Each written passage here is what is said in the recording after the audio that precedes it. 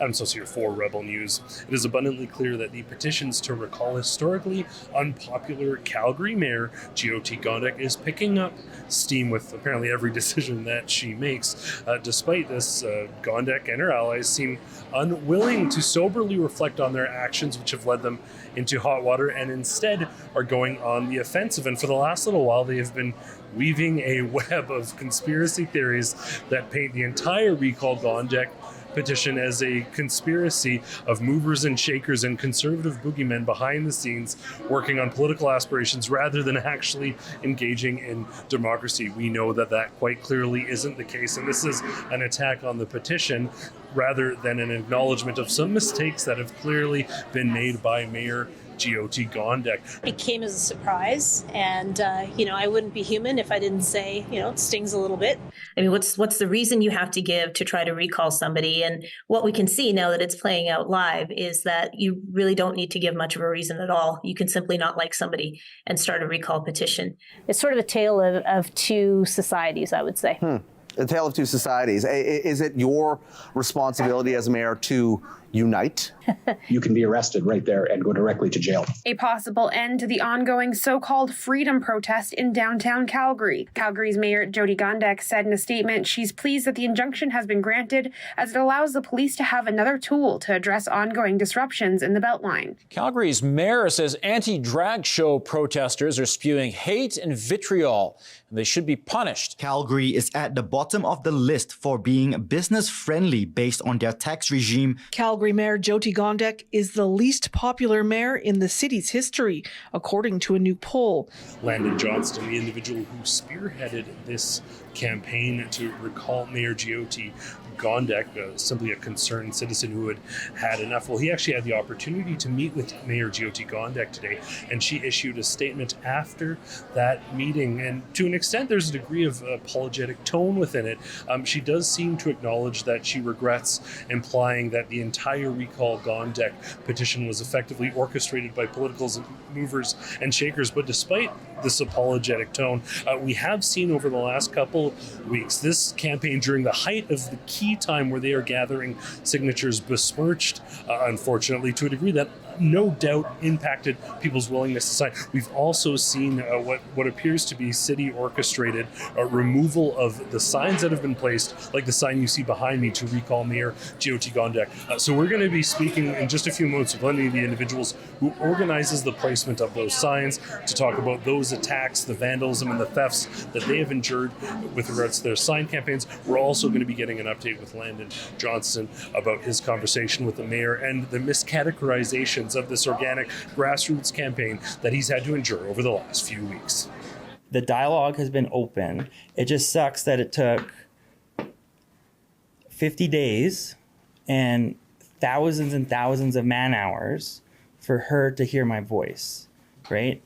This started off as me, as one person with an issue with the mayor, and now it's tens of thousands of people with the same issue. I believe in what I'm doing, so I'm going to see it through. And now that is the fight for the people that have told me they have a voice as well, but it's not being heard. I didn't know what to expect. Probably thought it would go better in the fact that she would at least given us a number for her to resign by herself. And that was my biggest goal, to go in there. A lot of people said, no, she will never do that. But I at least wanted to get it to her that, hey, under any other threshold, this is when you would have to resign. And every time we hit another threshold, that's another jurisdiction she would have been asked to leave the office. So I brought that up to her. I said, hey, under this jurisdiction, you would have been done by now. But we got to get to somewhere that's impossible. So you're never going to lose your job because of this petition. Yeah.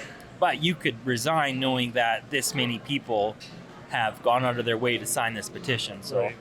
Media, Jyoti Gondek herself, they've decried this whole thing as sort of undemocratic.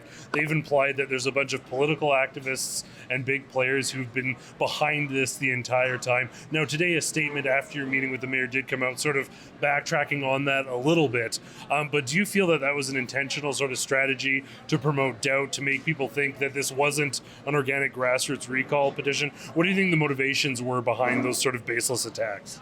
When this all started, my biggest concern was is this in fact a recall petition that's being launched by a single individual because they're unhappy with my performance, although they don't have to indicate any of that? Or is this something that will have more nefarious results? And from what I've seen, this seems to be a very organized effort. This doesn't seem to be just one individual. I believe that person may have been co-opted. Certainly, there are too many ties to ignore the fact that this is being driven by people who want conservatives at municipal elected positions. And trying to remove me is the first step in that. Yeah, everyone's throwing shade at everybody else. So, I mean, I would have been surprised if they didn't say stuff like that.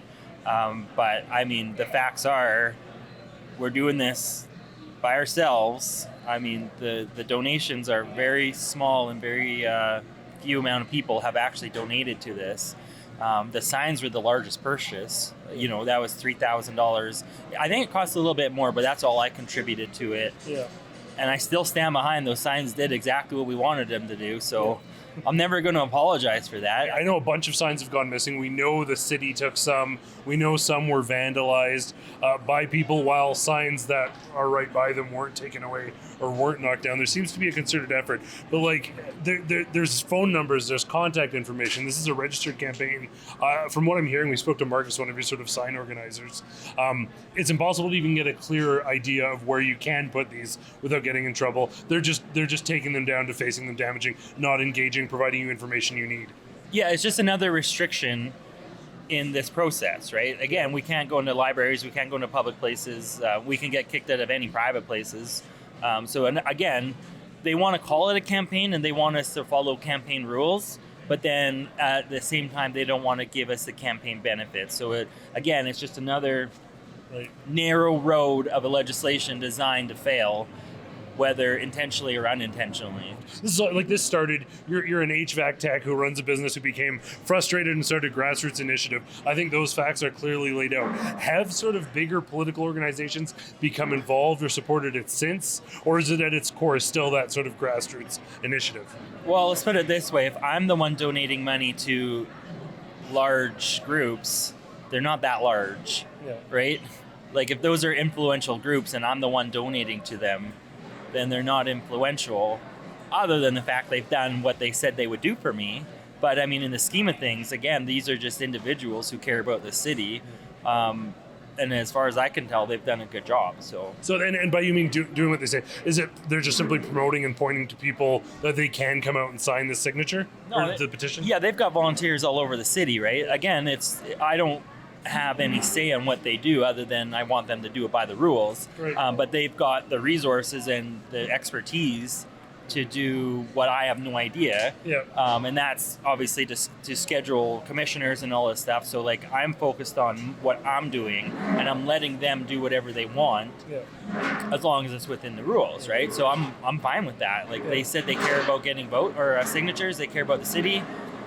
That's all I care about. You know, one of the first times I came out when we had the last conversation, someone actually asked, because one of the things they've said is that these petitions are effectively just collecting lists for political municipal parties, all these things like that. The first thing that I heard actually when I walked up when they were doing signing is someone said, how can I make sure that you can reach out to me? And one of the people there said, we cannot pull contact information from these petition lists. You'll have to sign up separately if you want us to contact you. So is that accurate? And are the people saying that you are gathering these petition names for political purposes just sort of making that up?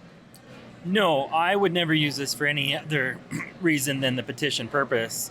But yeah, if people want to sign up as a volunteer, we get them to fill out a different sheet and sign consent for us to call them. But if you're signing this petition, you're not consenting for anybody to call you, for anybody to out that you've signed this petition. And I will fight and die on the Hill protecting these people's privacy. So now, I suppose a final question for you, and the question that is on everybody's mind, and I know you mentioned last time, there are tons of petitions out there, tons being gathered, so it's near impossible to guess the number of petitions. How many have officially been collected and gathered at this point as far as actually counted, notarized, and in the books?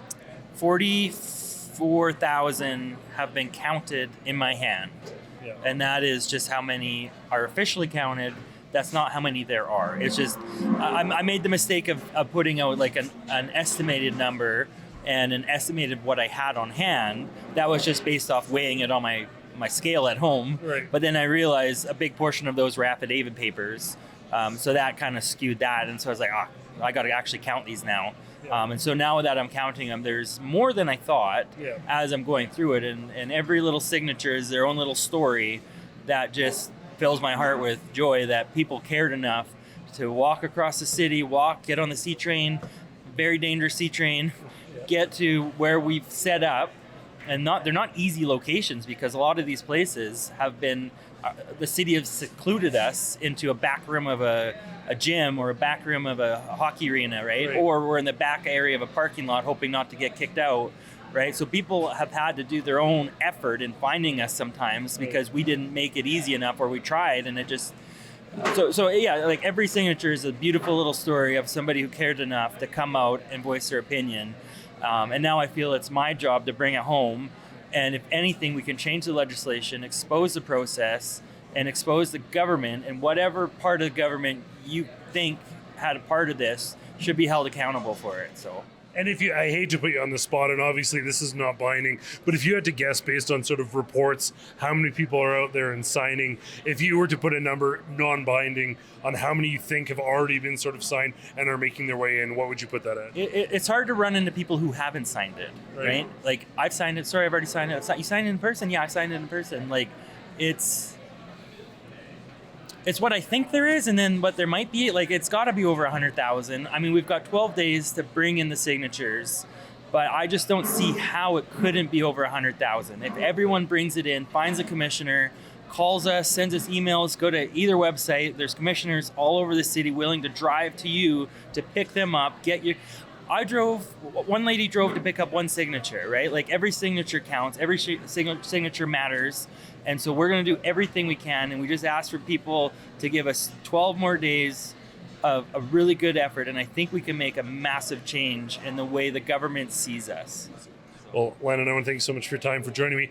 We are going to reach out to the mayor's office, even though she already put that statement out regarding what's happening with some of these signs, as well as the city of Calgary, to hopefully seek some clarity. Also hoping to get a response from Calgary Police with the individuals who did vandalize that sign and have been identified to see what's happening. You know what? Yeah. If they apologize, and if they apologize, everyone makes mistakes, okay? If they apologize for what they did, and if they give us a little bit of money, they don't have to pay for that whole sign. But if they just make a little retribution, I'll forgive them. Everyone makes mistakes, but I would like to talk to them and say, your passion was directed in the wrong area, right? You're fighting us, but we're fighting for you. We're fighting for your ability to petition your government, right? Yeah. If we create this legislation, so it doesn't have to be easy, it just has to be fair, right? So the next time, let's say there's a mayor they disagree with, they'll have the same opportunity we have, and hopefully it'll be a little bit easier because of what we've done here. So like I said, we're always busy fighting each other, but that's exactly what the government wants us to be doing. And if we really want change, we're gonna have to find common ground and fight together, and we can deal with it in the end once we get people in power who care about the citizens. And I mean, it starts now, and it starts with everybody listening to this, and it starts doing something. Don't just stay at home, get out, find something that will make a difference. Get your voice heard, even if it's contacting me and I go scream at the top of my lungs. That's what I had to do to get heard. And I'm encouraging other people out there to do the same thing. So. And if he had come and spoken with me, we could have hammered out what his concerns are. We could have talked about how to best address them. We could have had some civil discourse like we did on Friday. And so, I'm a little bit frustrated that he chose this legislative tool, but he has every right to do this as well. So, one of the big flaws that I see with this recall legislation is you don't need a reason. You can just launch it because you want to launch it. And, the mayor of Wetaskiwin is going through this. The mayor of Medicine Hat went through this. There's other jurisdictions. The one in Calgary has just had the most focus on it because it appears that the people that are trying to help the petitioner are much more organized, and it's getting a lot more airplay. And then, when you talk to like the roads department, they're like, oh, well, we got an order from bylaw to take the sign. So then you go to bylaw, and bylaw says, well, we're not actually in charge of road signs anymore. That's the roads department. So then you go back to roads, and they're like, no, we got told by bylaw. So there's really nobody to talk to. So basically, during the height of a campaign, trying to gather signatures, you have no one taking responsibility, and these politically motivated signs, Recall Gondek, seemingly being targeted for political reasons, and one way or another, they are being taken down, and nobody's taking responsibility. That's 100% correct. There's no face to, there's no name, there's nobody associated with like who said what and why they're coming down. You know, in the news, they were saying that these didn't have permits. And the reality is, like, yeah, you do need permits if you're going to be running these under the temporary signage bylaws, if you're running temporary signs. But in political campaigns, you don't actually need to have permits for these because they fall under the election signage bylaws. And so, it's open for interpretation. If you say, well, yeah, these signs they fall under temporary signage bylaws, then you're effectively, they do not comply. And ultimately, there's no conversation being had. They're simply taking down signs, stifling the campaign, limiting the outreach and potential access in a time where you're pushing for the last push to get these signatures. And ultimately, whether there's bylaws in place or not, or whether there is a technicality that can get this caught up on here, they've alleged that this is very anti-democratic, this recall campaign. But I'd suggest that what they're doing, whether it be besmirching the campaign, saying lies about conservative big bodies being involved and manipulating this from the get-go, or taking these signs without communicating, despite a clear number being on these signs to contact you, there seems to be certainly an effort to sort of stifle the campaign. So I do want to thank you so much for your time and providing an update as one of the folks organizing the distribution of these signs, and hopefully some clarity comes, and best of luck keeping your signs out there. While we were finalizing these interviews, the city of Calgary did actually finally put out a statement, and they said that this was simply standard bylaw enforcement, nothing else. Now, from the interviews that we've seen and what we've heard, other signs seem to be remaining up unfettered, and there does seem to be a sort of emphasis, perhaps politically motivated, on removing these perhaps bylaw infringing signs, the Recall Gondek sign certainly being targeted, but an official statement at least coming out from the city of Calgary. We also heard from Calgary police, who said that there is an open investigation into the vandalism of Recall Gondek signs, particularly the sign being repainted to state Respect Gondek. We also asked Calgary police for a reply, and they're looking into the incident, but there have been images on social media alleging to display Calgary police harassing people gathering signatures for this Recall Gondek petition. We expect another reply on that matter shortly from Calgary police, and we'll provide it as it becomes available. Mayor Jyoti Gondek's radical activism started just a few days after she took office, when she declared a climate emergency for the city of Calgary. We need to reject these radical ideologies being pushed by politicians right across the country. So I'm urging you, if you agree that there is no climate emergency and that Mayor Jyoti Gondek was once again off base, I'm encouraging you to sign our petition at noclimateemergency.com.